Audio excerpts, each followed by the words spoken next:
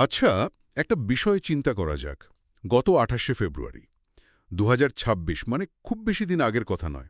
হুম, একদমই তাই। ইরানকে কেন্দ্র করে হরমুজ প্রণালীতে যে চরম অস্থিরতা শুরু হলো, তার জেরে কিন্তু বিশ্বজুড়ে জ্বালানির বাজারে রীতিমতো আগুন লেগে গেছে। হ্যাঁ, একেবারে আক্ষরিক অর্থেই আগুন। রাইট।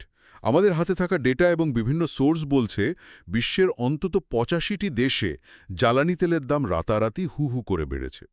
কিন্তু আজকে আমাদের এই গভীর বিশ্লেষণের মূল বিষয় হল একটা বিশাল ব্যতিক্রম। এবং খুব ইন্টারেস্টিং একটা ব্যতিক্রম। মানে ৮৫টা দেশে দাম বাড়লেও বাংলাদেশে কিন্তু বাড়েনি। গত ১৭ই ফেব্রুয়ারি মাত্র শপথ নেওয়া একটা নতুন বিএনপি সরকার কিভাবে এই পরিস্থিতি সামলাচ্ছে, আজকে আমরা সেটাই দেখব। এটা আসলে খুব বড় একটা প্রশ্ন।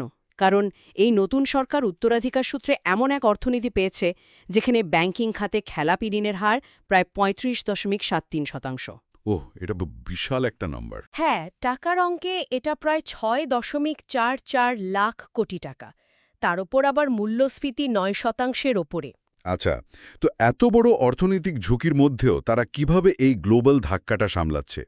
মানে বিষয়টা অনেকটা এমন, ধরুন পুরো পাড়ায় লোডশেডিং, সবাই অন্ধকারে বসে আছে। কিন্তু একটা বাড়িতে শুধু যে লাইট জ্বলছে তাই নয়, তারা জেনারেটর চালানোর জন্য চারপাশের সবার সাথে দারুণভাবে নেগোশিয়েটও করে চলেছে। চমৎকার একটা উপমা দিয়েছেন।